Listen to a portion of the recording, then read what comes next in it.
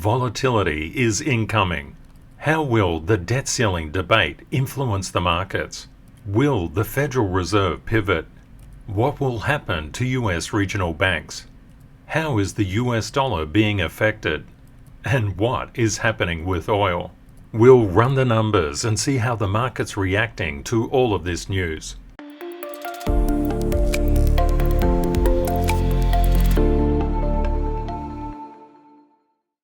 Hi everyone, I'm Ken from Crypto Trading KS and the inventor of the CTKS method. If you're new, a very warm welcome and welcome back KS family.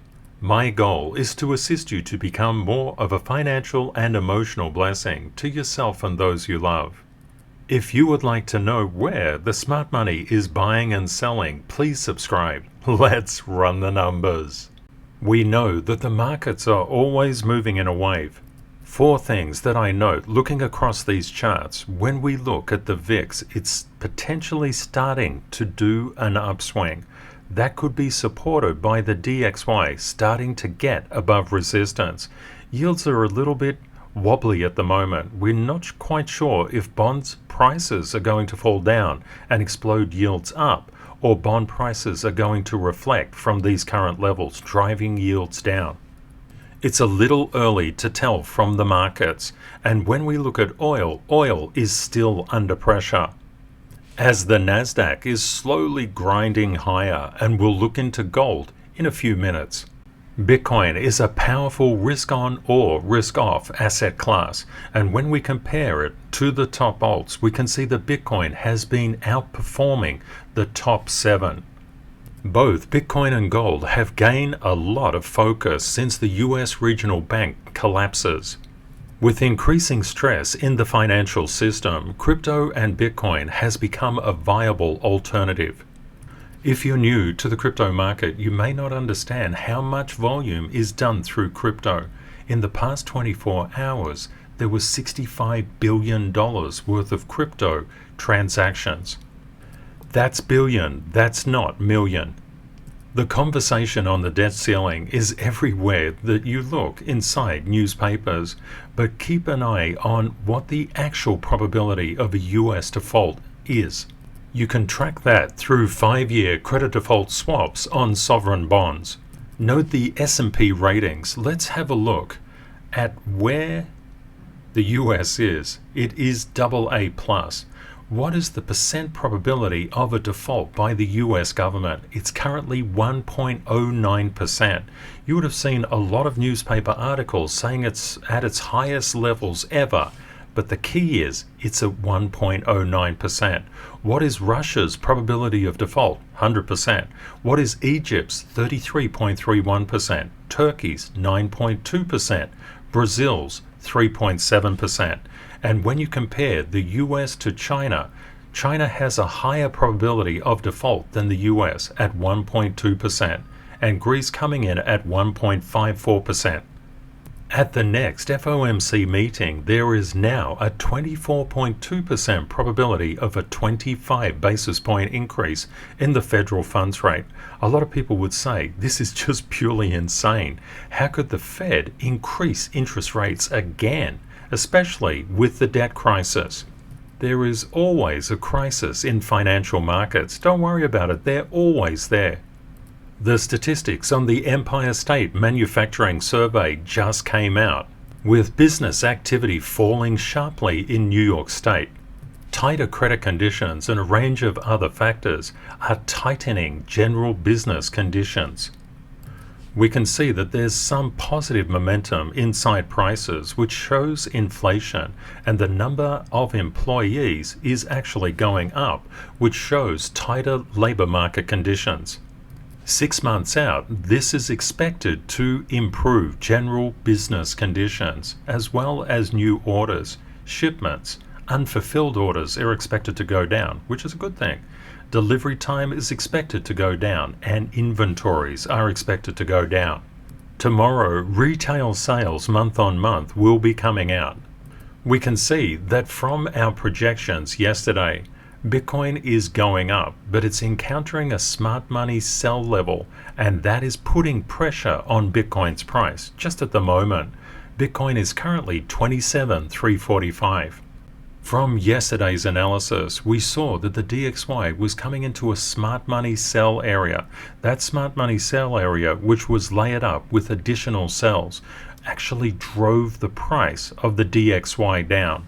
It's currently forming a negative momentum inside the market, and it's currently at 102,423. Gold is doing its best to get through this smart money sell level at around the 2020 mark to up to 2025. It's currently following the positive momentum path and is 2015 and 95 cents right now. The S&P 500 is grinding its way through a smart money sell level and seeking to convert it into a smart money buy level.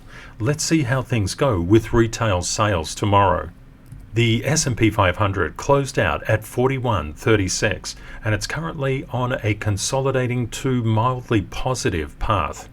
If you missed the target analysis, it's in yesterday's video.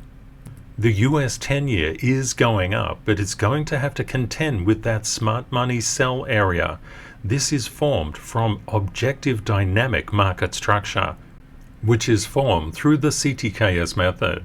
The US 10-year is actually marked up since 1912. Always remember, price is moving in a wave. If you understand this component of financial markets, it is an absolute gift. And that is Rule 4.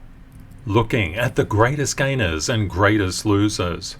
The graph takes our pole position up 11.68%, followed by LDO, FXS, Injective, BIT, Litecoin, and SUI.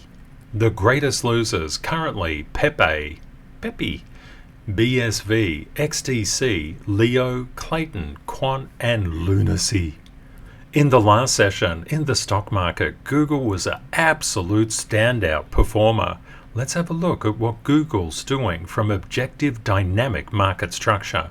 There's a very definite way that you should look at financial markets. Looking at the Tier 1 charts through objective dynamic market structure is incredibly important.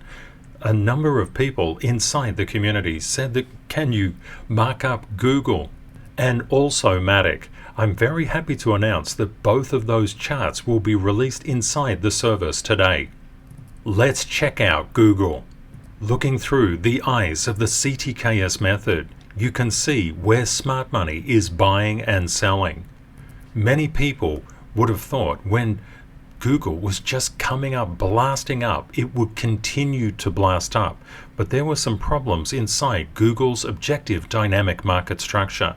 These two levels of smart money sell area, when price was down here, it needed to pass through that and this third one. When you pass through a lot of smart money sell areas, you get a consolidation, and that's exactly what we're seeing inside Google's price structure right at the current time. If you were looking at Google's price dynamics like this, it would be very hard to understand exactly what's going on. You can see this big rejection here, and we know the smart money is literally underneath that level right now. The CTKS method literally gives you X-ray vision. It dramatically assists you in enhancing your understanding of how price can move through a proven and unique way of looking at the market. Inside the CTKS method service, you'll see we have so many different charts that you can look at, and an area where everybody can hang out and get together and chat. You can also request charts, and please do so. The CTKS method service is celebrating its 1-week birthday right today. Many more charts are coming to the service. And of course, the benefit is that they're shared also in the public channel, but from a very constricted viewpoint. With the charts inside the service, you will see the entire month and all the key levels above and below. We are an active learning community, and we always do three-dimensional risk management. That's why I show you an up case, a down case, and a consolidation case. If you missed yesterday's video or you would like to revisit it to see those key levels for the coming week, I urge you to have a look. It's going to be really helpful. In episode 893 on Sunday, I went through how you need to have a very strong mindset when it comes to trading and investing. Please check that one out. You'll find it really, really helpful. And there are a lot of other very helpful videos on the channel. Having a positive excellence mindset is incredibly important. A quick question for the community. If you wanted to lose weight, is just getting on the scales each and every day the best way to do it, or would you suggest something else? Please let me know in the comments, because it's the same thing when it comes to trading. If you're looking at your trading balance every day, it's kind of like looking at the scales every day when you're trying to either lose or gain weight. And if you need to gain weight, please let me know your secret. There are always headwinds inside financial markets, and be really careful how you interpret news headlines. Oil gains over 1%, ends losing streak on tightening supplies. When we look at overall oil prices, they're still under resistance. And when we look at the US dollar currency index, the DXY, the DXY, just take a note of that. It just had a minor retracement, but it's crossed over resistance. But what does the news say? US dollar retreats from 5-week high as debt ceiling stalemate weighs. Is it really retreating? No, it's not. It's just price moving in a wave. Be very careful of news headlines. This is why part of positive excellence is learning. Learning is incredibly important. Please let me know in the comments, what part of positive excellence do you like the most? Have a great day or night ahead, my friends, and Kate and I look forward to catching up with you again tomorrow. Bye for now.